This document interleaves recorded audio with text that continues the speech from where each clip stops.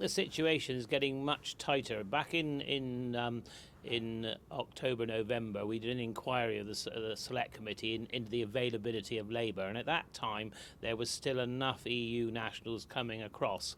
And I think now the situation is getting worse, partly because the pound is, dropped to probably worth 20% less than it was, so 20% less wages are going back to whichever country that they've come from, and so I think that's partly what's tightening it, and along with what is the attitude after Brexit. But I think some of that has got better, but I think we will probably have to look at the retail sector to see if they can actually pay a bit more for our soft fruit, because I think it's probably the amount that we have to pay for labour in the future may well have to increase. And of course that in turn may presumably mean that consumers have to pay more.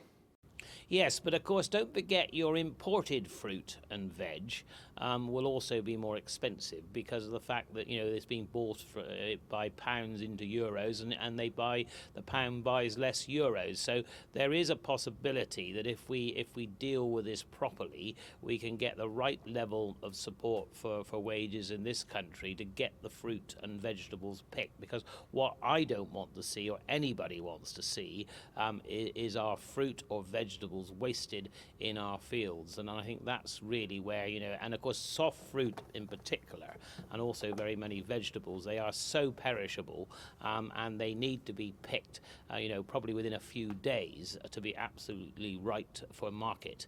That's why we've got to act quickly. You've touched on the pound there. Is there also a problem, do you feel, with how overseas workers are now starting to perceive the UK following the vote to leave the EU? Do we have to sort of brush up on our image overseas at all, do you think?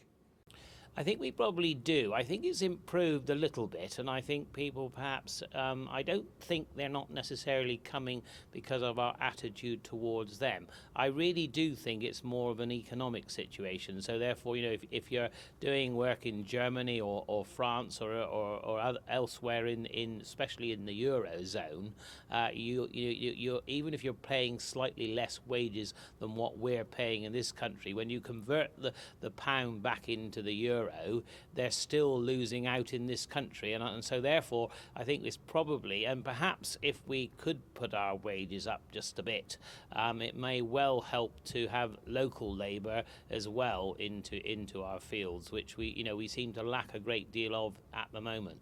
Doesn't this particular issue, though, and the problems faced by this industry highlights the differences in government between those like the Chancellor who want to make jobs a priority and those perhaps like the Prime Minister who want to make immigration the priority? Yes, and I think the balance is that my view is that people voted last year for controlled immigration, and I think it's making sure that we know who's in the country and that they're working hard while they're here. Now that's why having a permit system for seasonal workers, all of that to be put in place, I think is perhaps very much the way forward.